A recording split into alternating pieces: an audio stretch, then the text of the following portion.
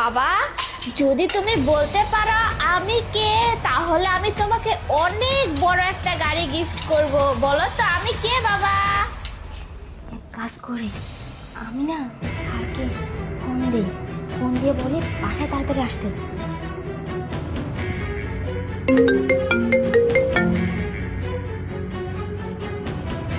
হ্যাঁ স্যার শুনুন না, আমি আপনার কাছে একটা ভিডিও পাঠাচ্ছি, ঠিক আছে? আপনি এখনই ভিডিওটা দেখুন আর তাড়াতাড়ি বাসায় চলে আসুন। ঠিক আছে, আমি এখনই দেখতেছি। হ্যাঁ হ্যাঁ, আর আমি এদিকে সব কিছু সামনে নিচ্ছি। Okay sir. ওকে ওকে।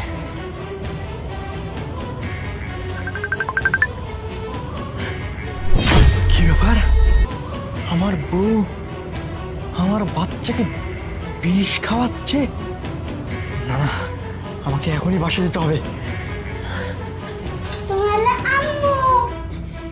গুড, তুমি বুঝতে পেরেছো তাই না বাবা? সঠিক বলেছি। ওকে বাবা, আমি তো গিফট তোমাকে অবশ্যই দেব, কিন্তু তার আগে তোমাকে না এই খাবারটা শেষ করতে হবে, তারপরে আমি তোমার জন্য অনেক বড় একটা গাড়ি নিয়ে আসবো। ওকে, খাও।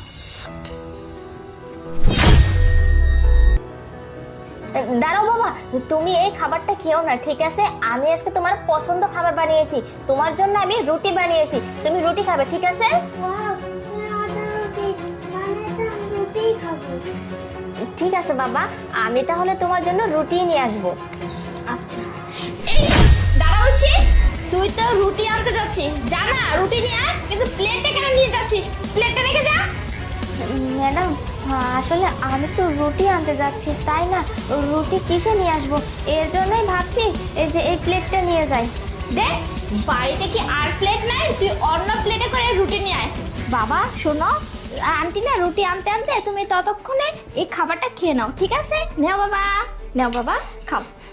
বাবা দাঁড়াও, এই চামচটা না একবারে নোংরা হয়ে গেছে, এটা আমি পরিষ্কার করে নিয়ে আসি, তারপর তুমি খাবার খেও, ঠিক আছে? তুই যা, চামচটা পরিষ্কার করে নিয়ে আয়। তুই চামচটা পরিষ্কার করতে করতে আমার কাছে আরেকটা চামচ আছে, এই চামচ দিয়ে ইরফান খাবে। আর বাবা, তোমার খাবার খেতে খেতে যাতে গলায় না আটকে যায়, এজন্য আমি তোমার জন্য পানিও নিয়ে আসছি।